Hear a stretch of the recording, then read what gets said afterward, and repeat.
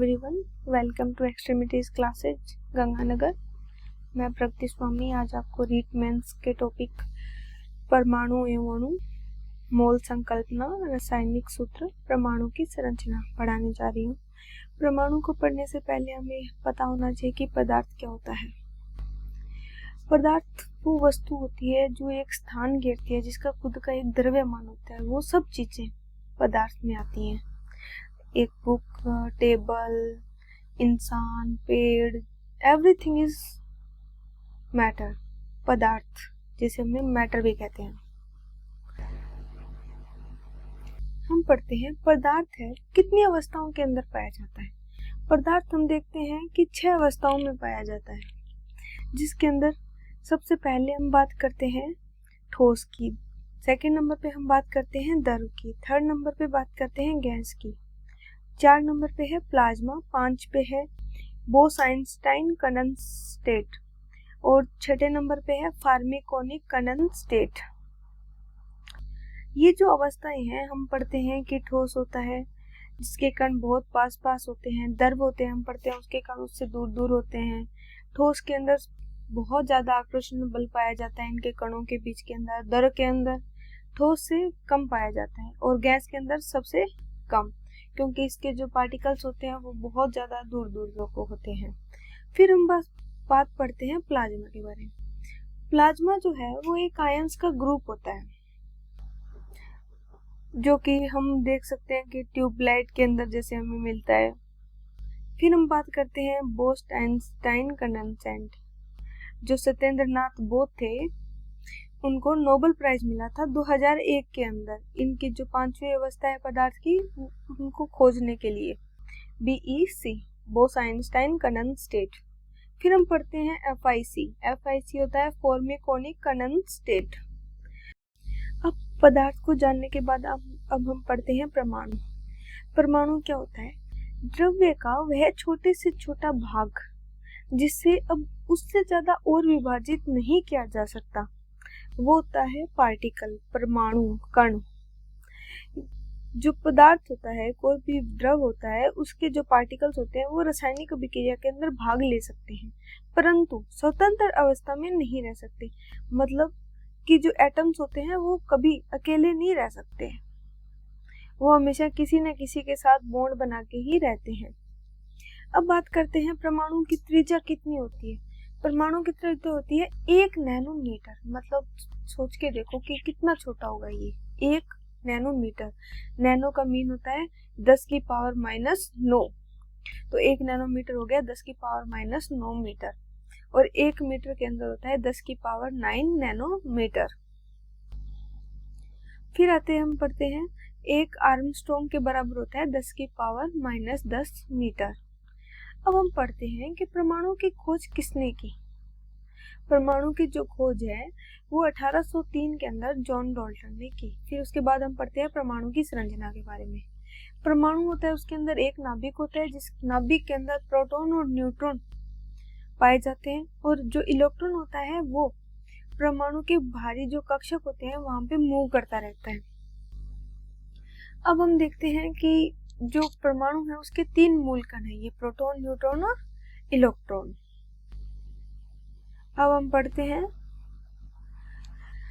Electron के बारे में। इलेक्ट्रॉन जे थॉम्सन थे जिन्होंने इलेक्ट्रॉन की खोज की। इसके जो इलेक्ट्रॉन होता है उसके ऊपर साइन जो होता है वो माइनस होता है, मतलब जो नेचर के अंदर वो क्या होती है, ऋणात्मक होता है, नेगेटिव होता है, और उसके ऊपर जो आवेश होता है वो 1.60 10 की पावर -19 कूलम होता है, जो कि क्या होता है, हमेशा माइनस के अंदर होता है। फिर हम पढ़ते हैं कि जो इलेक्ट्रॉन है उसका द्रव्यमान कितना है। अगर द्रव्यमान की बात करें तो AMU के अंदर तो 0.05485 होता है जैसे, और जो इसका रियल केजी के अंदर जो वेट होता है वो होता है 9.1 × 10 की पावर -31। ये इसका द्रव्यमान होता है। जो प्रोटॉन होता है, प्रोटॉन का साइन तो प्लस होता है, उसका जो नेचर है वो प्लस का है, पर जो आवेश होता है वो इलेक्ट्रॉन के जितना ही होता है, 1.60 10 की पावर -19 कूलम होता है। इसके द्रव्यमान की बात करें, द्रव्यमान इसका है जो इलेक्ट्रॉन से अलग होता है, AMU के अंदर तो होता है 1.007277 और kg के अंदर होता है 1.67 मल्टीप्लाई 10⁻⁻27। अब हम पढ़ते हैं नेक्स्ट न्यूट्रॉन। न्यूट्रॉन की खोज की थी जेम्स चैडविक ने। न्यूट्रॉन जो होता है वो होता है जिसका नेचर के अंदर शून्य। अब शून्य कैसे?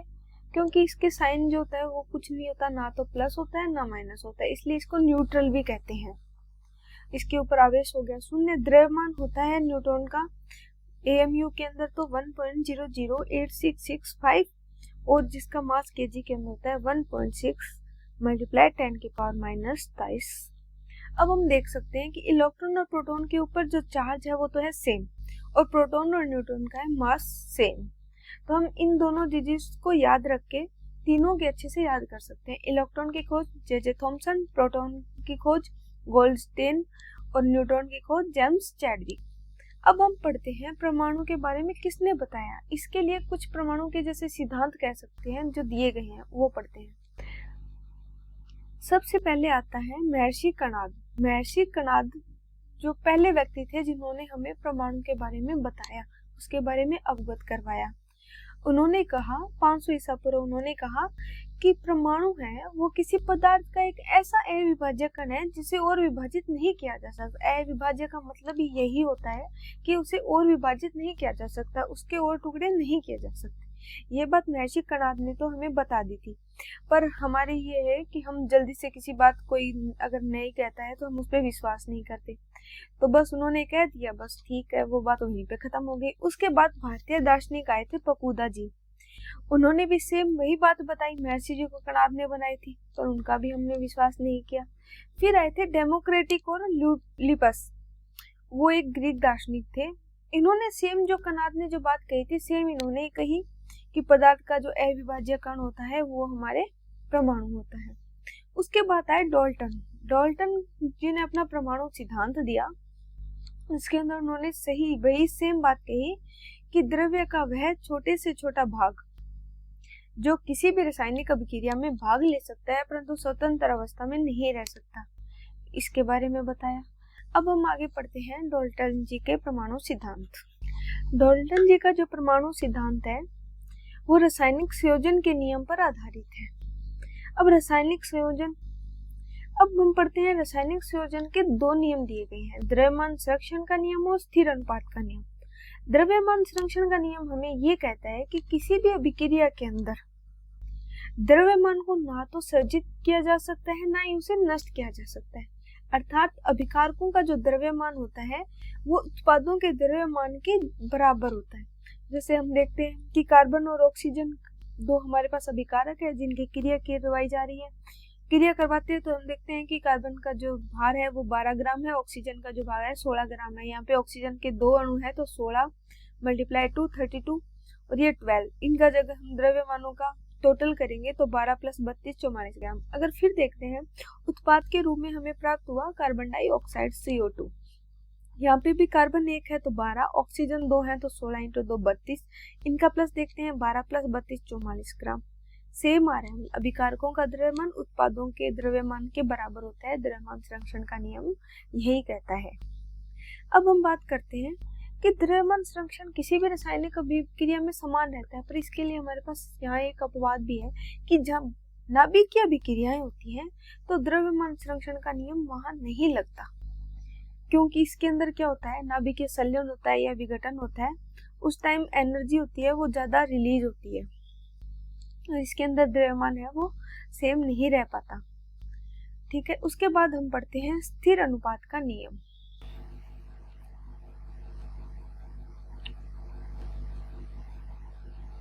स्थिर अनुपात का जो नियम है हमारे प्राउस्ट और लेवाइसिए ने दिया। लेवाइसिए वही हैं जिन्हें रसायन विज्ञान के पिता कहा जाता है। फिर हम पढ़ते हैं स्थिर अनुपात का नियम। स्थिर अनुपात का नियम ये कहता है कि यौगिक में उपस्थित तत्वों के द्रव्यमानों का अनुपात नियत रहता है। कि अब अगर हमें कोई यौगिक बनाना है, कोई अणु बनाना है, वो जब सेम द्रव्यमान का जो जिस अनुपात में मिलते हैं ना उसी अनुपात में मिलेंगे तभी वो चीज है वो फॉर्म होगी। जैसे जल है ना, जल हमेशा 1:8 में होगा तभी जल बनेगा। हाइड्रोजन और ऑक्सीजन है वो 1:8 के अंदर होंगे तभी हमारे जल फॉर्म होगा, वरना कुछ और चीज फॉर्म हो जाएगी। तो स्थिर अनुपात का नियम क्या कहता है? यौगिक में उपस्थित तत्वों के द्रव्यमानों का अनुपात हमेशा क्या रहता है? नियत रहता है। फिर हम पढ़ते हैं, जैसे हमें पता चल गया कि स्थिर अनुपात का नियम कहता है कि द्रव्यमानों का जो अनुपात है वो हमेशा नियत रहेगा। तो हमने अभी पढ़ा था कि हाइड्रोजन और ऑक्सीजन से जो हमें जल प्राप्त होता है, जल के अंदर जो H2 होता है उसका जो अनुपात है वो 1:8 होता है। अब हम देखते हैं, जैसे हाइड्रोजन के 2 अणु लिए, ऑक्सीजन का 1 अणु जैसे लिया। क्वेश्चन हमारा ये है कि हाइड्रोजन और ऑक्सीजन के संयोग करने से हमें जल का निर्माण होता है, ये पता है। हम 3 ग्राम हाइड्रोजन लेते हैं, उसको जल के अंदर बदलना है, तो हम कितने ग्राम ऑक्सीजन लें कि वो जल के अंदर परिवर्तित हो जाए, टोटल के टोटल। तो हम क्या करेंगे, हमें पता है कि 1:8 होता है हाइड्रोजन और ऑक्सीजन का जो अनुपात है जल बनाने के लिए। तो यहाँ पे हमारे पास है 3 ग्राम ऑक्सीजन, तो 1 मल्टीप्लाई कर देंगे 3 से तो 3 आ जाएगा। अब सेम 8 को भी, क्योंकि अनुपात सेम है तो सेम डिजिट से मल्टीप्लाई होगा, 8 को मल्टीप्लाई करेंगे 3 से तो 24 आ जाएगा। तो 3:24 हमारे क्या आ गया, जल और वाटर का और ऑक्सीजन का अनुपात आ गया। हमें कितनी ग्राम ऑक्सीजन चाहिए? 34 ग्राम ऑक्सीजन चाहिए, तब जाके हमारा जल है वो बनेगा। अब हम आगे पढ़ते हैं। अब हम परमाणुओं की संरचना के सिद्धांत पढ़ते हैं कि परमाणु है वो हमें कैसे पता चला कि परमाणु के अंदर एक नाभिक है, नाभिक के अंदर प्रोटॉन न्यूट्रॉन है, इलेक्ट्रॉन है वो बाहर कक्षा के अंदर चक्कर लगा रहे हैं। इन सब को पता लगाने के लिए हम परमाणु की संरचना के सिद्धांत पढ़ते हैं। सबसे पहले 1904 के अंदर थॉमसन जी थे, इन्होंने अपना प्लम पुडिंग मॉडल, तरबूज मॉडल या रेजिन मॉडल दिया। उन्होंने ये कहा कि जो तरबूज है उसका जो संपूर्ण भाग है वो धनावेशित है और उसके अंदर जो तरबूज के बीज होते हैं वो एक इलेक्ट्रॉन की तरह बिखरे पड़े हैं, वो इलेक्ट्रॉन है। तो उन्होंने ये कहा कि इलेक्ट्रॉन और जो प्रोटॉन है वो आपस में क्रिया करके परमाणु को उदासीन कर दें। उन्होंने परमाणु को उदासीन बताया और उन्होंने कहा कि जो इलेक्ट्रॉन है वो एक बिखरे रहते हैं। तो इससे क्या पता चला कि इलेक्ट्रॉन के बारे में हमें किसने बताया? थॉमसन जी ने। तो इलेक्ट्रॉन के खोजकर्ता हम किसे मानते हैं? थॉमसन जी को मानते हैं। इनका पूरा नाम है जे थॉमसन। फिर हम पढ़ते हैं रदरफोर्ड जी के अल्फा कण प्रयोग, जो उन्होंने 1911 के अंदर किया। अल्फा कण थे, उसके अंदर हीलियम का द्विधनात्मक नाभिक होता है। अल्फा कण थे, उन्होंने पीबी बॉक्स के अंदर रखे और उन्हें छोड़ दिया। वो जो सारे कण थे वो गोल्ड की पन्नी पर आए और कुछ तो विचलित होकर जर्डानस पर्दे पर चले गए, हमारे पास पर्दा था, और इनमें से सिर्फ एक कण था जो 180 पर आया था और 180 से वापस चला गया था। तो प्रेक्षण में हमने पाया कि अधिकांश अल्फा कण थे जो बिना विचलित हुए सीधे निकल गए और 20,000 में से एक कण था जो पुनः वापस 180 डिग्री पे लौट आया। तो इनके जो प्रेक्षण थे उनसे लास्ट के अंदर निष्कर्ष क्या निकला कि परमाणु का अधिकांश भाग क्या होता है? खोखला होता है। परमाणु के बीच में धनावेश युक्त भाग होता है जिसे नाभिक कहते हैं। तो हम कह सकते हैं कि धनावेश जो युक्त होता है नाभिक, तो हम कह सकते हैं कि नाभिक की खोज भी किसने की थी? रदरफोर्ड जी ने। ठीक है, किस प्रयोग से? अल्फा कण प्रयोग से। उन्होंने हमें नाभिक का आकार और परमाणु का आकार भी बताया। नाभिक का आकार उन्होंने बताया कि 10⁻⁻15 मीटर होता है और जो परमाणु का आकार था उन्होंने बताया 10⁻10 मीटर होता है। ये काफी इंपॉर्टेंट है, वो क्वेश्चन पेपर के अंदर आता है, परमाणु का आकार और नाभिक का आकार। उसके बाद हम पढ़ते हैं बोर मॉडल।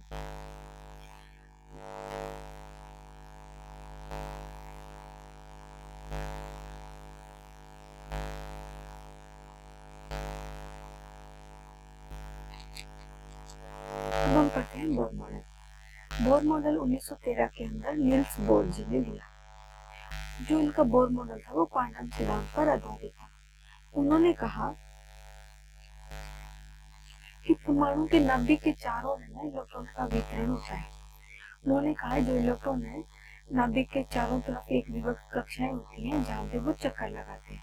उन्होंने कहा जो इलेक्ट्रॉन होते हैं वो गुना ऊर्जा के विकिरण किए हुए चक्कर लगाते रहते हैं। उन्होंने कहा जो वहाँ चक्कर लगाते हैं हर एक क्लास के अंदर, तो वहाँ पे जो इलेक्ट्रॉन होते हैं प्रत्येक ऊर्जा जो स्तर में कुल इलेक्ट्रॉन होते हैं वो 2n स्क्वायर होते हैं। उन्होंने कहा जो चक्कर काट रहे हैं उन इलेक्ट्रॉन का जो कोणीय संवेग होता है वो NH/2π एंड MBR होता है, ठीक है। उन्होंने जैसे 2m² बताया, उन्होंने बताया कि जैसे ये नाभिक है, इसके बाहर कक्षाएं बनी हुई है, KLM, K है वो 1 नंबर, L है जो 2 नंबर, M है वो 3 नंबर। यहाँ पे उन्होंने कहा कि जो K है हमारा वो 1 नंबर है, क्लास कक्षा 1 नंबर कक्षा है। तो यहाँ पे क्या जाता है कि कक्षा 1 के अंदर इलेक्ट्रॉनों की संख्या देखते हैं तो हम देखते हैं 2m² लिखते हैं, n की जगह 1 लिखते हैं तो 2 आ गया, l की जगह 2 लिखते हैं तो 2 की जगह 4, 2 जा 8 आ गया, फिर n की जगह 3 लिखते हैं, 3 से 9, 9 जा 18 आ गया। तो उन्होंने बताया कि K कक्षा के अंदर तो 2 इलेक्ट्रॉन चक्कर लगाते हैं, L कक्षा के अंदर 8 लगाते हैं और M कक्षा के अंदर 18, मतलब इतने इलेक्ट्रॉन आ सकते हैं। वो उस परमाणु पर डिपेंड करेगा कि उसके कितने इलेक्ट्रॉन फ्री हैं जो चक्कर काट रहे हैं। फिर हम देखते हैं परमाणु के तीसरे कोष के अंदर ऊर्जा स्तर में कुल कितने इलेक्ट्रॉन, इक्वेशन देखते हैं कि n बराबर 3 आ जाएगा। इलेक्ट्रॉन की संख्या होती है 2m², n बराबर 3 है तो 3 की स्क्वायर × 2 18 इलेक्ट्रॉन आ गया। अब इनका क्वांटम प्रतिबंध था, इन्होंने क्वांटम सिद्धांत पर जो बेस था इनका मॉडल, उनका तो था MBR होता है वो इक्वल होता है NH/2 पाई के। इनके मॉडल की कमियां क्या रही? इनके मॉडल की ये कमियां रही है कि एक इलेक्ट्रॉन वाले परमाणु के लिए वैध था सिर्फ। दूसरी बात, इलेक्ट्रॉन की कक्षा वर्ताकार पथ पर ना चक्कर लगा के दीर्घवृत्ताकार कक्ष के अंदर चक्कर लगाती है, यह हमें सोमरफील्ड ने बताया, ठीक है। उसके आगे हम चलो अब हम स्टार्ट करते हैं परमाणु संख्या, एटॉमिक नंबर। किसी परमाणु में उपस्थित प्रोटॉनों की जो संख्या होती है वो परमाणु संख्या या परमाणु क्रमांक कहलाती है। परमाणु क्रमांक को हम Z से शो करते हैं। जैसे आवर्त सारणी के अंदर जो परमाणुओं के क्रमांक होते हैं, जो अपने मेटल्स नॉन मेटल्स हैं जिनके वहां पे जो क्रम दिए हुए हैं, वही नंबर जो होता है वो उनका परमाणु क्रमांक होता है, वो उसी अकॉर्डिंग अरेंज किए हुए हैं। जैसे हाइड्रोजन है वो 1 नंबर पे आता है आवर्त सारणी के अंदर, तो हाइड्रोजन का परमाणु क्रमांक हो गया 1। जो हमारे पास कैल्शियम है, कैल्शियम का हो गया 20, ठीक है। और जो अपने पास नाइट्रोजन है, नाइट्रोजन का हो गया 14, ठीक है। तो ये इनके क्या हो गए, परमाणु संख्या हो गई, या एटॉमिक नंबर हो गया, या परमाणु क्रमांक हो गया, कि परमाणु में उपस्थित क्या होगा, प्रोटॉनों की जो संख्या होगी वो हमारे क्या होगी, परमाणु संख्या या परमाणु क्रमांक होगी। फिर हम पढ़ते हैं परमाणु द्रव्यमान। परमाणु का जो द्रव्यमान होता है, किसी परमाणु के नाभिक में उपस्थित प्रोटॉन और न्यूट्रॉनों की जो संख्या होती है वो हमारी क्या कहलाती है, द्रव्यमान संख्या या परमाणु द्रव्यमान संख्या कहलाती है। अब द्रव्यमान संख्या क्या होगी, प्रोटॉन और न्यूट्रॉन दोनों का जब प्लस करेंगे तो हमारे पास क्या आ जाएगा, परमाणु का द्रव्यमान आ जाएगा। किसी भी परमाणु के नाभिक के अंदर उपस्थित प्रोटॉन और न्यूट्रॉनों की जो संख्या होती है वो हमारे द्रव्यमान संख्या या परमाणु द्रव्यमान संख्या कहलाती है। द्रव्यमान संख्या है उसको A से हम लिखते हैं, तो प्रोटॉन होता है उसको Z से, न्यूट्रॉन को N से लिखते हैं, तो A = हो गया Z+N, ठीक है। और प्रोटॉन और जो न्यूट्रॉन होता है उनको इकट्ठा लिखते हैं हम न्यूक्लियॉन से, ठीक है। अब हम एक क्वेश्चन देखते हैं कि सोडियम है हमारे पास, सोडियम में प्रोटॉन और न्यूट्रॉन की संख्या क्या होगी। अब हमें पता है कि जो सोडियम है, सोडियम का जो परमाणु क्रमांक है वो कितना है, सोडियम का परमाणु क्रमांक के बारे में हम पता है कितना है, 11 है। और उसका जो द्रव्यमान है, जो द्रव्यमान संख्या है इसकी वो कितनी है, 23। अब हमें पता है कि इसका जो परमाणु क्रमांक 11 है, द्रव्यमान संख्या 23 है, तो हम क्या करेंगे, न्यूट्रॉन की निकालनी है। तो हमें पता है A = क्या होता है हमारे पास, A = Z+N। हमें क्या निकालना है, N निकालना है, तो N को यहाँ रख दिया, A - Z कर दिया। A क्या है हमारे पास, एटॉमिक मास नंबर 23 रखा, Z रखा 11, आ गया हमारे पास न्यूट्रॉन 12। ये हमारा आंसर आ जाता है। इसी तरह हम क्वेश्चन अगर कुछ भी दिया हो तो हम और कर लेंगे। हम कहते हैं कि जो उदासीन परमाणु होता है उसके अंदर इलेक्ट्रॉन की संख्या और प्रोटॉन की संख्या हमेशा क्या होती है, बराबर होती है।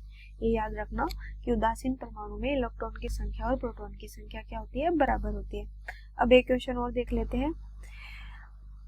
हमारे पास यूरेनियम है जिसका परमाणु क्रमांक 92 है और द्रव्यमान संख्या है जो है 235। अब यूरेनियम के अंदर प्रोटॉन, इलेक्ट्रॉन और न्यूट्रॉन की संख्या सभी निकाली। अब हमें ये पता है कि प्रोटॉन और इलेक्ट्रॉन होते हैं वो संख्या के अंदर बराबर होते हैं, बस उनके अंदर जो नेचर होता है, जो उनका साइन होता है वही अलग होता है। प्रोटॉन क्या होता है, हमेशा पॉजिटिव होता है, इलेक्ट्रॉन क्या होता है, नेगेटिव होता है। तो प्रोटॉन यहाँ पे हमारे पास कितने हैं, 92 है, तो इलेक्ट्रॉन भी कितने हो जाएंगे, 92 हो जाएंगे। ठीक है, बस नेचर के अंदर वो नेगेटिव होते हैं, पर ये हमें पता है संख्या के अंदर तो 92 ही रहेंगे। फिर हम देखते हैं नाइट्रोजन। एटॉमिक मास हमें पता है 235, तो हम माइनस कर देंगे प्रोटॉन को, न्यूट्रॉन आ जाएगा 143। ठीक है, नेक्स्ट क्वेश्चन है, जैसे क्लोरीन है जो हमारे आवर्त सारणी के अंदर 17 नंबर पे आता है, जिसका द्रव्यमान संख्या होती है 35, उसके अंदर इलेक्ट्रॉन और प्रोटॉन की संख्या बतानी है। तो हमें पता है प्रोटॉन 17 है, इलेक्ट्रॉन 18। अब यहाँ इलेक्ट्रॉन 18 कैसे हो गए, तो हमने ये ध्यान नहीं दिया कि क्लोरीन के ऊपर एक माइनस का साइन है। ये माइनस का साइन होता है कि क्लोरीन ने अपना एक इलेक्ट्रॉन है वो अलग से जैसे ले लिया हो। नेगेटिव साइन कब आता है, जब किसी क्लोरीन ने किसी से अपने एक इलेक्ट्रॉन ले लिया हो तो नेगेटिव आता है। अगर अपने वो इलेक्ट्रॉन, क्लोरीन अगर अपना एक इलेक्ट्रॉन दे देता तो उसके ऊपर पॉजिटिव साइन आता। तो यहाँ पे एक नेगेटिव ये भी है। प्रोटॉन 17, इलेक्ट्रॉन अगर सीधा होते, यहाँ पे अगर कोई चार्ज नहीं होता तो यहाँ पे कितना आता, 17 ही आ जाता, पर यहाँ पे चार्ज है माइनस का, तो यहाँ पे इन्होंने क्या किया, एक इलेक्ट्रॉन किसी और से ले लिया, तो इलेक्ट्रॉन कितने हो जाएंगे, टोटल 18। ठीक है, उसके बाद हमें एक क्वेश्चन और देखते हैं कि एक उदासीन परमाणु के 8 इलेक्ट्रॉन तथा 9 न्यूट्रॉन है। ठीक है, कोई उदासीन परमाणु है जिसके पास 8 इलेक्ट्रॉन है और 9 न्यूट्रॉन है, तो परमाणु क्रमांक व परमाणु द्रव्यमान संख्या बतानी है। अब उसके पास क्या है, इलेक्ट्रॉन 8 है तो प्रोटॉन भी 8 होंगे। फिर हमें पता है कि Z+N करेंगे तो एटॉमिक मास आ जाएगा, 9 और 8 17 हो जाएगा।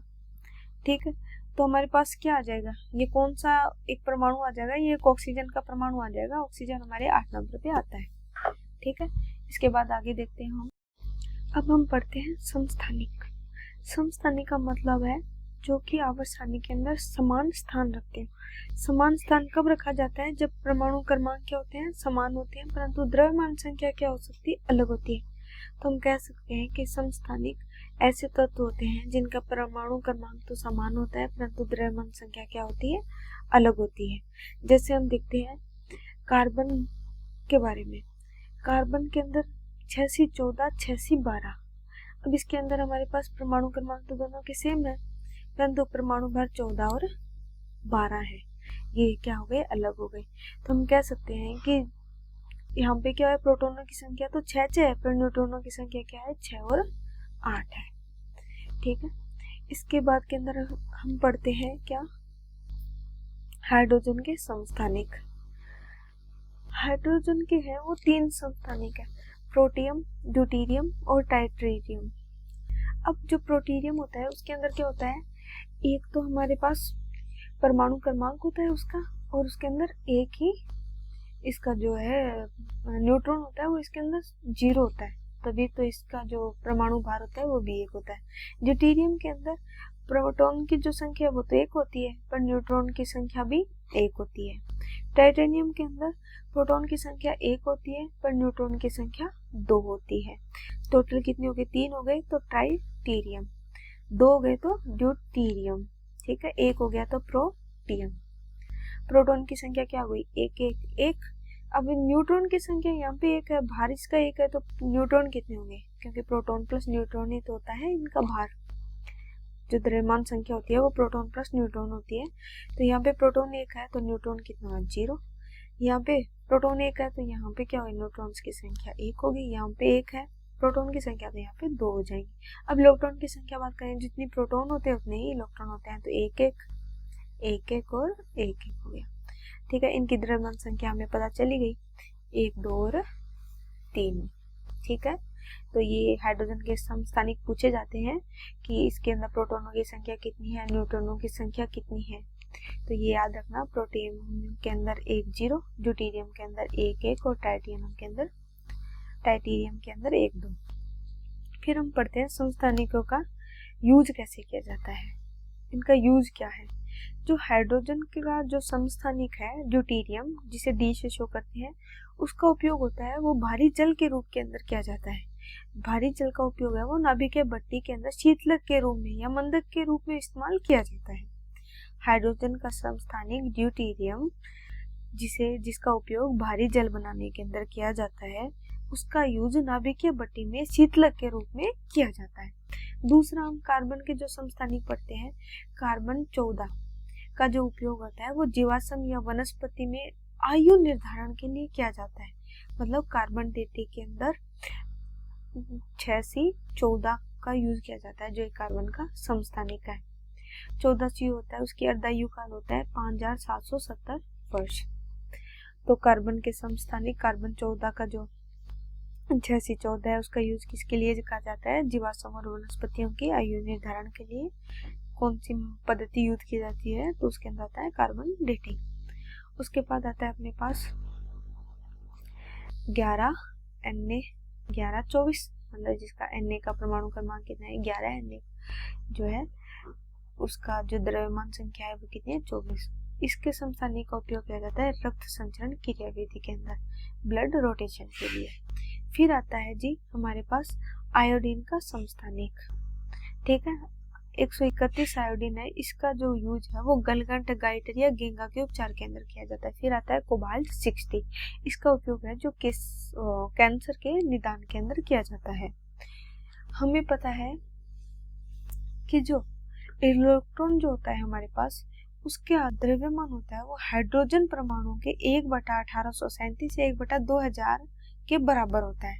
कि इलेक्ट्रॉन का जो द्रव्यमान होता है वो हाइड्रोजन परमाणु के 1/1837 या 1/2000 के बराबर होता है। आगे हम पढ़ते हैं, अब हम पढ़ते हैं समभारिक। समभारिक का मतलब हो गया जिनका भार समान हो, मतलब द्रव्यमान संख्या जिनकी क्या होगी, समान होगी, परमाणु क्रमांक क्या होगा, अलग होगा। तो हम कह सकते हैं कि ऐसे तत्व जिनका द्रव्यमान संख्या है वो तो होती है समान, और परमाणु क्रमांक होता है वो अलग अलग होता है, भिन्न भिन्न होता है। तो वो कौन से तत्व कहलाएंगे, समभारिक तत्व है, जिनका भार क्या होगा, सेम होगा।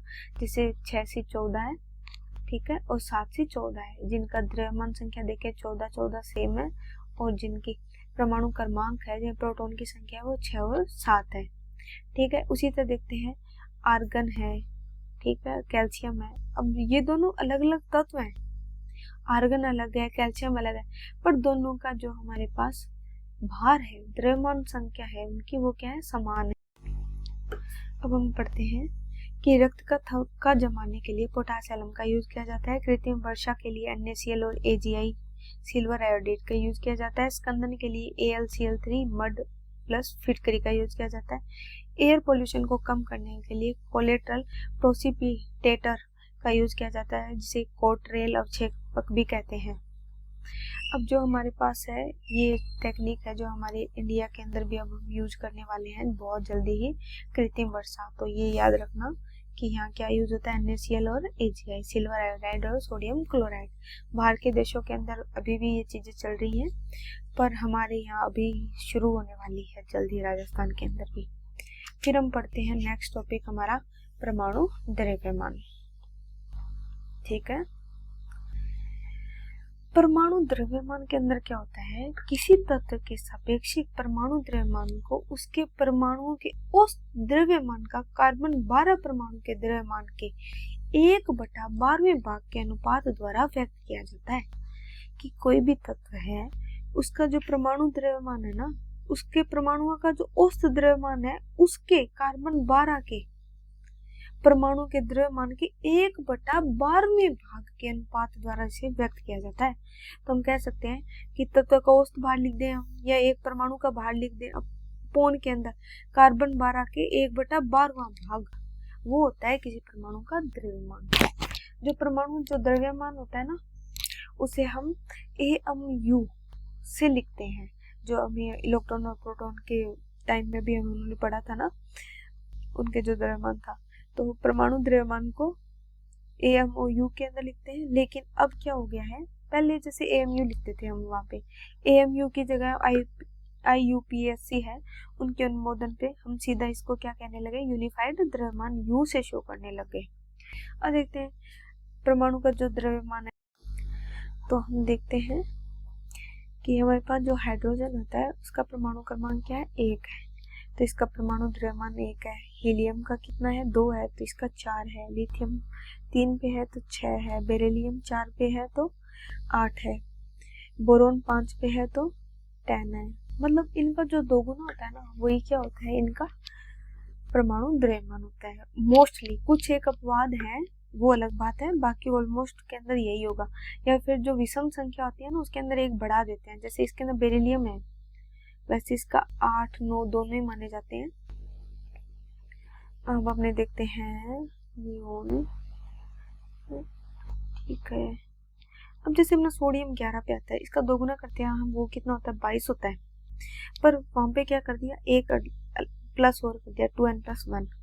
उसे हम देखते हैं जैसे एल्यूमिनियम है, वो भी एक क्या है, अपनी विषम संख्या है, तो एल्यूमिनियम 13 पे है तो इसका 27 है। 13 टू द तो कितना, 26 + 1 कर देंगे, तो ये विषम संख्या के बारे में आ गया, ठीक है। उसी तरह हम देखते हैं जैसे 7 है, उसका सही है, सेम है, 2n है, ठीक है। कुछ एक अपवाद है, जैसे वो चेंज है थोड़े, बाकी सब वही फॉर्मूला चलेगा अपना, ठीक है। ये आप देख लेना, कम से कम 20 तक तो हमें एक परमाणु क्रमांक और परमाणु द्रव्यमान संख्या है वो याद होनी चाहिए। अब हम पढ़ते हैं सम न्यूट्रॉनिक। जिन परमाणुओं की न्यूट्रॉन संख्या समान होती है, इनके रासायनिक गुणगण अलग होते हैं, वो सम न्यूट्रॉनिक कहलाते हैं। सम न्यूट्रॉन के अंदर क्या होगा, न्यूट्रॉन की संख्या समान होगी। जैसे अपने पास हाइड्रोजन और हीलियम दोनों अलग अलग तत्व हैं। हाइड्रोजन के अंदर हम देखेंगे तो प्रोटॉन कितना है, यहाँ पे 1 है, न्यूट्रॉन कितने हैं, 2। वहीं हम हीलियम के अंदर देखेंगे तो प्रोटॉन 2 है, न्यूट्रॉन 2 है, मतलब न्यूट्रॉन इसके अंदर और इसके अंदर दोनों समान है, तो इन दोनों की जो सारी प्रॉपर्टीज है वो अलग अलग है, ठीक है। तो हमें पता चल गया ये क्या है, सम न्यूट्रॉनिक है। उसी तरह सोडियम के अंदर देखते हैं, यहाँ पे प्रोटॉन आते हैं 11 और जो हमारे पास न्यूट्रॉन होते हैं वो होते हैं 12। और मैग्नीशियम के अंदर देखें तो प्रोटॉन भी 12 है और न्यूट्रॉन भी 12 है, तो 12 12 दोनों सेम हो गए, तो ये सब न्यूट्रॉनिक तत्व होते हैं। अब हम पढ़ते हैं संयोजकता। अगर हमें फॉर्मूलाज बनाने सीखने हैं कि कौन से केमिकल के क्या फॉर्मूला होते हैं, तो हमें संयोजकता को आना बहुत जरूरी होता है। संयोजकता क्या होती है, बाह्यतम कक्षा में अष्टक पूर्ण करने के लिए आवश्यक इलेक्ट्रॉन की संख्या उस परमाणु की संयोजकता कहलाती है। या हम कह सकते हैं, अब दो हमारे पास क्या है, 2 एलिमेंट है कोई भी, ठीक है, वो क्या करेगा, स्थायित्व प्राप्त करने की कोशिश करेगा। अगर वो स्थायित्व प्राप्त करने की कोशिश करेगा तो वो क्या करेगा अपना, या तो एक इलेक्ट्रॉन त्याग देगा या फिर कोई इलेक्ट्रॉन को ग्रहण कर लेगा। जरूरी नहीं है एक को ही करे, कितने को इलेक्ट्रॉन्स को भी त्याग सकता है और कितने ही ग्रहण कर सकता है, ठीक है। तो हमारे पास क्या है, हम कह सकते हैं कि इलेक्ट्रॉन जो त्यागे गए हैं उनकी संख्या और जो इलेक्ट्रॉन ग्रहण किए गए हैं उनकी संख्या, मतलब इलेक्ट्रॉन त्यागे गए और ग्रहण किए गए की जो साझेदारी है कि उसने कितने ग्रहण किए हैं या कितने त्यागे हैं, तो वही जो संख्या होती है वो क्या होती है, हमारी वैलेंसी होती है। तो बाह्यतम कक्षा में अष्टक पूर्ण करने के लिए आवश्यक इलेक्ट्रॉनों की संख्या क्या होती है, उस परमाणु की संयोजकता, या फिर उस परमाणु ने अपने कितने इलेक्ट्रॉन त्यागे हैं और कितने उसने ग्रहण किए हैं, तो वो भी क्या हो जाएगी हमारे पास, संयोजकता, ठीक है। मतलब कितने इलेक्ट्रॉन उसने साझा किए हैं, चाहे वो त्यागे या फिर ग्रहण करे, वो क्या हो जाएगी, वैलेंसी। अब हम देखते हैं, जैसे हमने पहले पढ़ा था, नील्स बोर जो थे उन्होंने बताया था कि जो इलेक्ट्रॉन होते हैं वो अलग अलग ऊर्जा के स्तर के अंदर चक्कर निकालते हैं कक्षा के अंदर, कि के अंदर 2, एल के अंदर 8, एम के अंदर 18, एन के अंदर 32। अब देखते हैं, हमें पता है कि जो हाइड्रोजन होता है उसके पास क्या है, हमारे पास जिसका परमाणु क्रमांक 1 है, तो 1 है तो इलेक्ट्रॉन भी 1 होगा, क्योंकि प्रोटॉन की संख्या होती है, प्रोटॉन और न्यूट्रॉन क्या होते हैं, और प्रोटॉन और इलेक्ट्रॉन क्या होते हैं, एक जैसे से होते हैं, समान होते हैं। तो यहाँ पे क्या है, जेड 1 है तो इलेक्ट्रॉन भी 1 होगा, तो इसके पास लेने देने के लिए है क्या, या तो एक इलेक्ट्रॉन त्याग दे या फिर एक इलेक्ट्रॉन ग्रहण कर ले, तभी तो के कक्षा के अंदर वो अपना पूरा कर पाएगा। स्थायित्व को कंप्लीट करने के लिए या तो वो क्या करे, त्याग दे या फिर ले ले, ठीक है। तो अब देखो उसके पास त्यागने के बाद तो उसका वैसे ही अस्तित्व नहीं रहेगा, तो वो क्या करेगा, एक इलेक्ट्रॉन को ले लेगा, तो वो एक इलेक्ट्रॉन जो है वो उसकी क्या होगी, वैलेंसी हो गई, ठीक है। आई बात समझ के अंदर, ठीक है। अब देखते हैं हीलियम के पास क्या होते हैं, 2 इलेक्ट्रॉन होते हैं, तो अब 2 इलेक्ट्रॉन होते हैं, या तो वो क्या करे 2 इलेक्ट्रॉन को ग्रहण कर ले, या फिर वो क्या करे, मतलब वैसे देखें तो हमने हीलियम को तो जरूरत ही नहीं है, क्योंकि के अंदर 2 है और 2 ही आते हैं, तो अब उसका स्थायित्व तो पूरा है, तो इसकी वैलेंसी कितनी आ गई हमारे पास 0। फिर लिथियम के देखते हैं, लिथियम के पास कितने 3 इलेक्ट्रॉन है। 3 इलेक्ट्रॉन उसको स्थायित्व प्राप्त करने के लिए क्या करना पड़ेगा, या तो वो क्या करे 7 इलेक्ट्रॉन ले, तब जाके उसका 8 का अष्टक पूरा होगा, या फिर वो ये करे कि 1 इलेक्ट्रॉन त्याग दे, तो उसके जो के कक्षा के अंदर 2 इलेक्ट्रॉन रह जाएंगे, तो उसके क्या हो जाएगी वैलेंसी कंप्लीट हो जाएगी। तो उसने क्या किया, वो 1 इलेक्ट्रॉन त्याग देगा। अगर 1 इलेक्ट्रॉन त्याग दिया, जैसे के अंदर कितने आए 2 आ गए, और एक उसका एल के अंदर आया, वो उसको क्या कर देगा त्याग देगा, बाहर निकाल देगा, एग्जिट कर देगा, तो उसके ऊपर वैलेंसी कितनी आगे जाएगी हमारे पास 1 आ जाएगी। फिर आता है बेरिलियम, बेरिलियम आता है 4 नंबर पे। अब इसके अंदर इलेक्ट्रॉन कितने हैं 4। अब उसकी वैलेंसी कितनी होगी, उसको स्थायित्व प्राप्त करने के लिए 2 चाहिए, ठीक है। या तो वो क्या करे 4 है उसके पास, पहले कक्षा के अंदर 2 आ गए, दूसरे के अंदर 2 आ गए, पर उसको वैलेंसी कंप्लीट करने के लिए अभी भी कितने चाहिए 6 चाहिए। 6 लेना ज्यादा इजी होता है, या फिर अपने पास जो 2 है उनको त्यागना स्थायित्व के लिए, तो हम ऐसे ही करेंगे। 6 को लाना ज्यादा मुश्किल है, तो 2 को त्यागना जो है वो ज्यादा इजी है, तो हम क्या करेंगे इन 2 को त्याग देंगे, अपना स्थायित्व प्राप्त कर लेगा बेरिलियम, तो उसकी संयोजकता जो वैलेंसी है वो कितनी हो गई 2 हो गई। फिर हम बात करते हैं कार्बन की। कार्बन के अंदर इलेक्ट्रॉन होते हैं 6, ठीक है।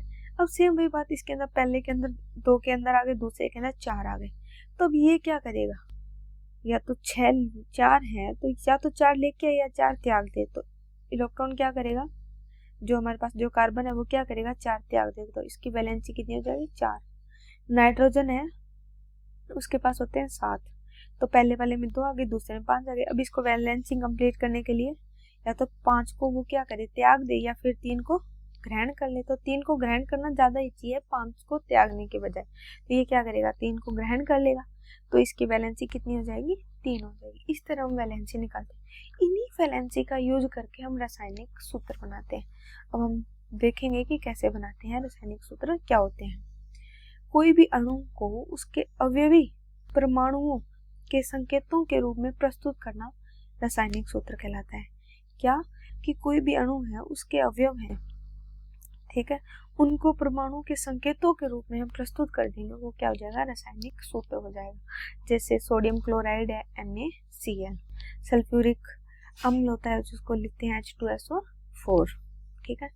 अब अणु क्या होता है, अणु होता है 2 या 2 से अधिक परमाणु ना, 2 या 2 से अधिक परमाणु क्या मिलके क्या बना देंगे एक अणु बना देंगे। ये परमाणु एक तत्व के भी हो सकते हैं या अलग अलग तत्वों के भी हो सकते हैं, ठीक है। अब जैसे हम कह सकते हैं कि अणु है ना, एक जैसे 2 सेम परमाणु है उनका भी हो सकता है और 2 अलग अलग का भी हो सकता है, उससे भी एक अणु ही फॉर्म होगा। अगर 2 अलग अलग तत्व के परमाणु मिले तो भी एक अणु बनेगा, या सेम के बने तो भी एक अणु बनेगा, ठीक है। हमें पता है कि जो परमाणु होते हैं, जो एटम्स होते हैं, वो स्वतंत्र अवस्था के अंदर नहीं रह सकते, ठीक है। तो वो किस फॉर्म में रहेंगे, अणु की फॉर्म में रहते हैं, ठीक है। तो हम कह सकते हैं कि जो अणु होता है वो क्या होता है, इनका स्वतंत्र अस्तित्व होता है, ठीक है। किसी अणु की संरचना में प्रयुक्त परमाणुओं की संख्या अणु की क्या कहलाती है, परमाणुता कहलाती है। कोई भी अणु है उसके अंदर कितने परमाणु आएंगे, कितने परमाणु है, तो वो क्या हो जाएगी उसकी परमाणुता। जैसे हम देखें आर्गन है, अब देखो आर्गन क्या है, अकेला है, आर्गन अगर अकेला है तो वो एक परमाणु हो गया, ठीक है। उसी तरह क्लोरीन है, क्लोरीन हमें Cl कभी अकेला नहीं मिलेगा, हमें क्या मिलेगा Cl2 मिलेगा। क्यों, क्योंकि Cl है वो एग्जिट ही नहीं करता अकेला, ठीक है। उसको अपना स्थायित्व बनाने के लिए क्या करना पड़ेगा, एक और क्लोरीन के साथ एक बॉन्ड बनाना पड़ेगा, तो क्लोरीन 2 है तो 2 परमाणु। उसी तरह ऑक्सीजन है, अब देखो ऑक्सीजन है तो उसके अंदर अपने को क्या है 2 चाहिए होते हैं, 2 अणु मिलते हैं तो द्विपरमाणुक, नाइट्रोजन द्विपरमाणुक, हाइड्रोजन द्विपरमाणुक। एक होता है अपने पास बहुपरमाणुक, बहुपरमाणु के अंदर जिसके अंदर 2 से ज्यादा अगर अपने पास परमाणु आ जाए तो वो क्या हो जाएगा द्विपरमाणु। जैसे F4 होता है तो इसके अंदर 4 परमाणु है तो बहुपरमाणु हो गया, O3 है तो 3 है तो भी ये बहुपरमाणु हो गया।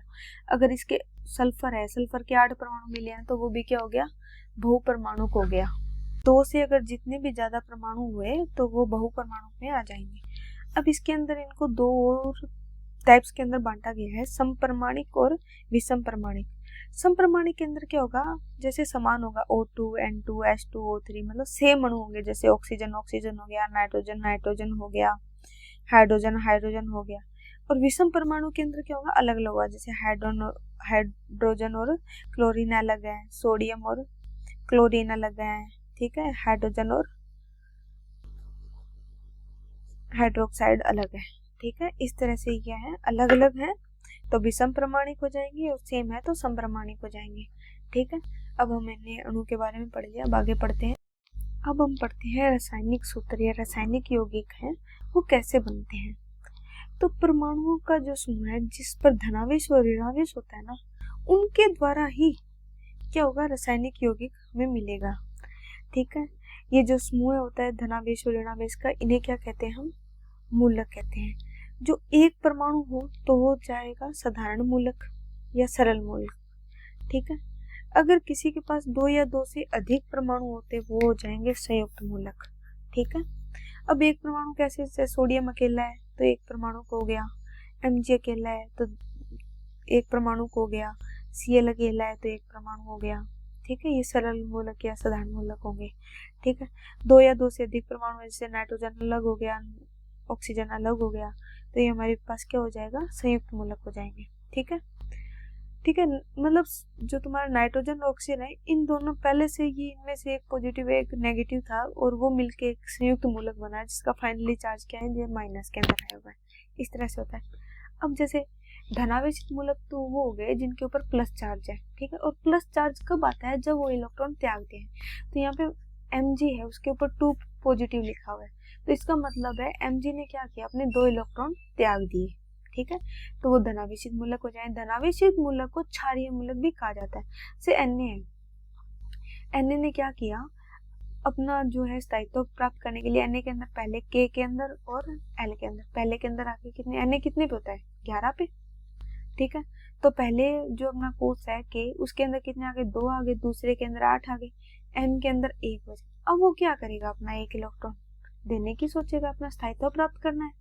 स्थायित्व प्राप्त करने के लिए वो 1 देगा तो उसके ऊपर कौन सा चार्ज आएगा, पॉजिटिव।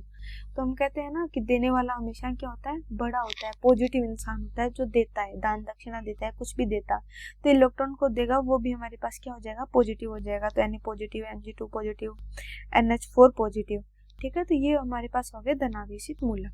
फिर आते हैं ऋणावेशित मूलक। ऋणावेशित मूलक को अम्लीय मूलक भी कहते हैं। तो ये क्या करते हैं, ये क्या कहते हैं, मांगते रहते हैं। तो क्लोरीन अगर एक अपने पास इलेक्ट्रॉन मांग रहा है ना, तो इसके ऊपर क्या आ रहा है, माइनस का चार्ज आ रहा है, ठीक है। ब्रोमीन है, उसके ऊपर भी एक माइनस का साइन है, मतलब इसने भी क्या किया, एक इलेक्ट्रॉन है वो मांगा है। NO3 ने भी एक इलेक्ट्रॉन मांगा है, ठीक है। तो इन्होंने अपना स्थायित्व पूरा करने के लिए क्या किया, एक एक इलेक्ट्रॉन लिया है। अब अपने देख लेंगे, अगर क्लोरीन की बात करेंगे तो क्लोरीन के अंदर क्या होता है, क्लोरीन कितने पे आता है, 17 पे आता है। चलो पहली कक्षा थी, K के अंदर 2 आ गए, दूसरी थी L, तो उसके अंदर 8 आ गए, तीसरी क्या बची हमारे पास, M, 8 और 2 10, ठीक है। और M के अंदर कितने बच रहे हैं फिर, 7। अब इसको अपना स्थायित्व पूरा करने के लिए, जैसे हमारे पास वैसे तो इसके अंदर 2 होते हैं, 8 होते हैं, M जो क्लास होती है उसके अंदर 18 चाहिए होते हैं, पर स्थायित्व प्राप्त करने के लिए 8 ही करना होता है। हमने पढ़ा था ना वैलेंसी के अंदर कि अष्टक पूरा करना है, अष्टक मतलब 8 पूरे करने हैं, ठीक है। तो 8 पूरे करने हैं तीसरे के अंदर, तो इसको कितना चाहिए, 1 इलेक्ट्रॉन। 1 इलेक्ट्रॉन क्या करेगा, वो ले लेगा, तो इसके पास क्या आ गया, क्लोरीन के पास हमारे पास नेगेटिव का साइन आ गया, ऋणावेशित मूलक आ गया, ठीक है। अब उसी तरह हम पढ़ते हैं कि जो मूलक होते हैं, जैसे Na positive, Cl negative, K positive, bromine, AgCN, ये पता चल ही गया होगा प्लस क्यों है माइनस क्यों है। क्यों, सोडियम अगर प्लस है तो मतलब इसने अपना 1 इलेक्ट्रॉन क्या किया है, दिया है, क्लोरीन के पास नेगेटिव मतलब इसने 1 इलेक्ट्रॉन लिया है। पोटेशियम ने 1 इलेक्ट्रॉन क्या है, लिया है, दिया है, और ब्रोमीन ने लिया है। इस तरह से हो जाएंगे। द्विसंयोजी के अंदर क्या होगा, इन्होंने अपने क्या कर दिए, 2 इलेक्ट्रॉन को दे दिया। यहाँ पे ऑक्सीजन के पास 2 नेगेटिव, मतलब इन्होंने 2 जो इलेक्ट्रॉन है वो ले ली। अब हम देखें कि कैल्शियम आता है 20 पे, ठीक है। हम देखते हैं कि Lm 3 क्लासें हो गई, इसके अंदर 2 आ गया, दूसरे के अंदर 10 हो गए, ठीक है। बाकी कितने बच रहे हैं, 10। अब इस कैल्शियम को कितना अष्टक कंप्लीट करना होता है, मतलब 8 पूरे इलेक्ट्रॉन चाहिए। तो इसके पास कितने एक्स्ट्रा है भाई, 8 हैं, तो इसके पास 2 एक्स्ट्रा हैं, तो 2 क्या करेगा, ये त्याग देगा। त्याग देगा मतलब उसने किसी को दान दे देगा। अगर वो 2 देगा तो इसके ऊपर चार्ज कौन सा आ जाएगा, पॉजिटिव का। ठीक है, उसी तरह अगर अपने ऑक्सीजन का देखें, देखो तो ऑक्सीजन कितना पे आता है अपना, 16 नंबर पे। ठीक है, 16 नंबर। इसके KLM में देखें तो K के अंदर कितने, 2, L के अंदर 8, 10, यहाँ पे कितने बचे, 6। अब इसको अपना अष्टक पूरा करना है, मतलब 8 कंप्लीट करने हैं, तो इसको कितने चाहिए, कितने इलेक्ट्रॉन चाहिए, 2 चाहिए भाई। 2 देगा, वो लेगा, सॉरी 2 लेगा, वो उसको 2 इलेक्ट्रॉन चाहिए वो अपना अष्टक पूरा करने के लिए। तो उसके ऊपर कौन सा साइन आ जाएगा, नेगेटिव का। जो लेगा वो क्या होगा, नेगेटिव बंदा होगा, जो देगा वो पॉजिटिव बंदा होगा। ठीक है, तो इस तरह से ये द्विसंयोजी हो जाएंगे। मतलब 2 इलेक्ट्रॉन साझा कर रहे हैं तो द्विसंयोजी, 1 कर रहे हैं तो एक संयोजी, अगर 3 करते होंगे तो त्रिसंयोजी, 4 करे होंगे चतुसंयोजी। ठीक है, इस तरह से ये होता है संयोजकता अपने। ठीक है, संयोजकता क्या होती है अपने पास, किसी तत्व की संयोजकता हाइड्रोजन परमाणु की वह संख्या है जो उस तत्व के एक परमाणु के साथ संयोग करती है। संयोजकता हमेशा पूर्णांक में होती है। ठीक है, संयोजकता के बराबर परमाणु भार बटे तुल्यांकीय भार भी होता है। इस तरह से भी हम संयोजकताओं को निकाल सकते हैं, पर ये हमारा जो तरीका है वो बढ़िया है। ठीक है, फिर हम पढ़ते हैं यौगिकों के सूत्र। ठीक है, यौगिकों के जो सूत्र होते हैं ना, वो उसके भी प्रकार हैं। जैसे पहला प्रकार है मूलानुपाती सूत्र। मूलानुपाती सूत्र के अंदर क्या होता है, वह सूत्र जो पदार्थ में उपस्थित परमाणुओं की संख्या को सरल अनुपात में प्रदर्शित करता है। मतलब वो किस अनुपात के अंदर जुड़े हैं, वो अनुपात बताएगा ना, वो होता है मूलानुपाती सूत्र। जैसे कार्बन के 6, हाइड्रोजन के 12, ऑक्सीजन के 6 अणु है, वो जुड़ के क्या बना रहे हैं, ये ग्लूकोज बना रहे हैं, C6H12O6। किसका फॉर्मूला होता है, ग्लूकोज का होता है। ठीक है, तो यहाँ पे 6 12 6 1 2 1, तो ये इस अनुपात में हुए, तो इनका मूलानुपाती जो सूत्र हो गया वो क्या होगा, C1H2O1 हो जाएगा। या फिर इसको लिख सकते हैं CH2O, हाइड्रोजन 2 है, ये दोनों 1 1 है, तो इस अनुपात के अंदर होंगे। इसे कहते हैं मूलानुपाती सूत्र। फिर आता है बेटा संरचना सूत्र। संरचना सूत्र के अंदर क्या होता है कि उसकी बनी कैसी है, उस यौगिक की संरचना कैसी है, वो बताया जाता है। जैसे हाइड्रोजन के साथ ऑक्सीजन जुड़ा हुआ है। ठीक है, अब ऑक्सीजन के ऊपर हमने वैलेंसी पढ़ी थी अभी जस्ट कि 2 नेगेटिव होता है। हाइड्रोजन क्या करेगा, वो 1 इलेक्ट्रॉन हमेशा देगा, देके साझा करेगा। तो हाइड्रोजन पे ऊपर कौन सा चार्ज होता है, पॉजिटिव, और ऑक्सीजन पे नेगेटिव। ठीक है, हाइड्रोजन पे कौन सा चार्ज होता है, पॉजिटिव, ऑक्सीजन पे होता है नेगेटिव।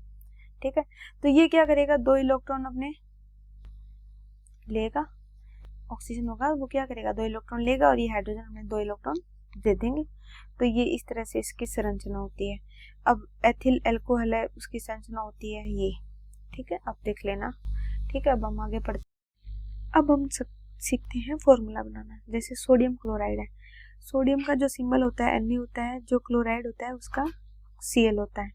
अब सोडियम के ऊपर हमें दिख रहा है कि पॉजिटिव है, मतलब इसको अपना स्थायित्व बनाए रखने के लिए क्या करना पड़ेगा, अपना 1 इलेक्ट्रॉन है वो देना पड़ेगा, और जो क्लोराइड है उसको क्या करना पड़ेगा, 1 इलेक्ट्रॉन लेना पड़ेगा। तो इन दोनों का क्या हो जाएगा, NaCl। ठीक है, इनके ऊपर जो चार्ज है उनका, जैसे यहाँ पे लिखते हैं हम NaCl1 है, तो लिखने की जरूरत नहीं है, NaCl हो गया। अगर कैल्शियम हाइड्रोक्साइड की बात करें तो कैल्शियम क्या होता है, कैल्शियम को अपने 2 इलेक्ट्रॉन है वो त्यागने पड़ते हैं। ठीक है, अपना स्थायित्व बनाए रखने के लिए, और जो हाइड्रोक्साइड होता है उसको 1। ठीक है, तो हमें अगर कैल्शियम को 2 चाहिए तो हमें क्या करना पड़ेगा, कैल्शियम को 2 इलेक्ट्रॉन त्यागने पड़ेंगे। तो हम अगर OH को 1 ही चाहिए, तो अगर OH के 2 अणु ले लेंगे तो हमारे कैल्शियम की जो स्थायित्व है वो भी पूरा हो जाएगा और इसका भी हो जाएगा। तो हम क्या लिख देंगे, Ca1OH2। ठीक है, कैल्शियम का तो 1 चाहिए, पर हाइड्रोक्साइड है उसके 2 अणु चाहिए। क्यों, क्योंकि क्या कर रहा है, अपने को कैल्शियम है उसको स्थायित्व के लिए क्या करना पड़ रहा है, 2 अणु देने पड़ रहे हैं। तो 2 अणु कोई ग्रहण करेगा तब होगा। तो इसके पास तो 1 ही जगह है, ये 1 ही ग्रहण कर सकता है, तो इसके 2 अणु होंगे तो वो 2 ग्रहण कर लेंगे। तो इसका फॉर्मूला बन गया CaOH2। ठीक है, अब पढ़ते हैं हाइड्रोजन सल्फाइड। हाइड्रोजन सल्फाइड होता है, हाइड्रोजन को अपना अस्तित्व बनाए रखने के लिए क्या करना पड़ता है, अपना 1 इलेक्ट्रॉन देना पड़ता है, और जो सल्फाइड है उसको क्या करना पड़ता है, 2 इलेक्ट्रॉन लेने पड़ते हैं।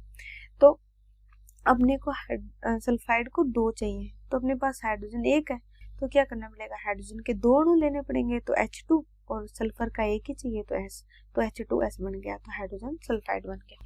ठीक है, उसी तरह हम देखते हैं फेरस सल्फेट का। देखें तो जो फेरस होता है उसके ऊपर क्या होता है, 2 पॉजिटिव चार्ज होता है, मतलब उसको क्या करना पड़ेगा, 2 इलेक्ट्रॉन है वो देने पड़ेंगे। और जो हमारे पास सल्फेट होता है उसको क्या है, 2 ग्रहण करने पड़ते हैं।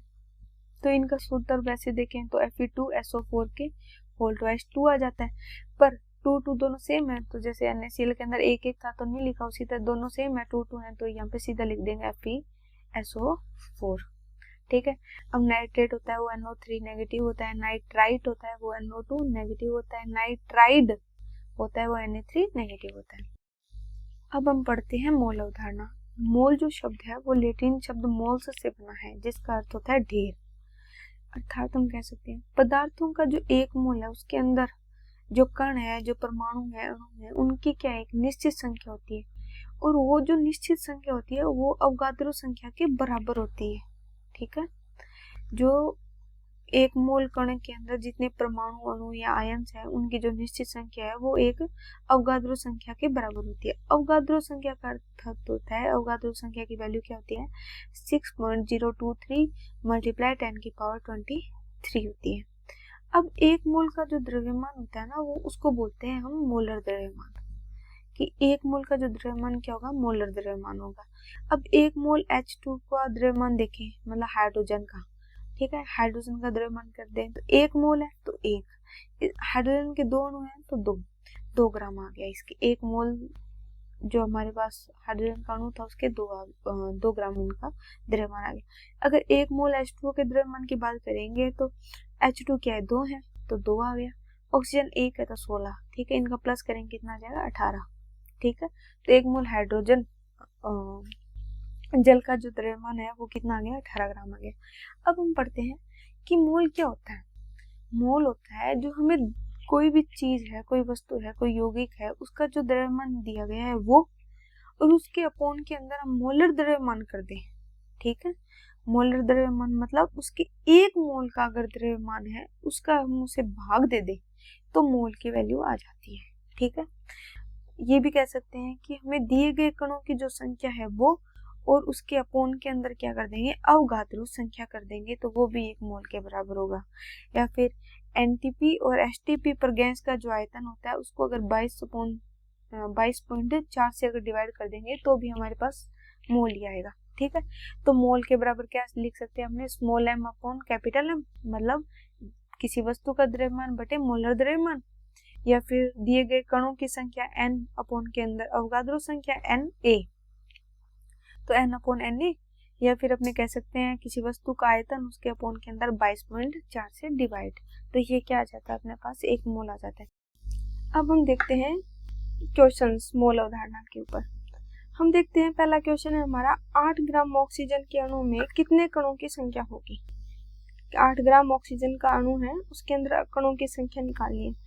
हमें जो स्मॉल m जो होता है वो होता है हमारा क्या दिया गया वो द्रव्यमान, तो ये 8 ग्राम आ गया। और ऑक्सीजन होता है, ऑक्सीजन का जो एक परमाणु होता है उसका जो द्रव्यमान होता है 16, यहाँ पे क्या है 2 परमाणु है तो 16 × 2 32 ग्राम आ जाएगा।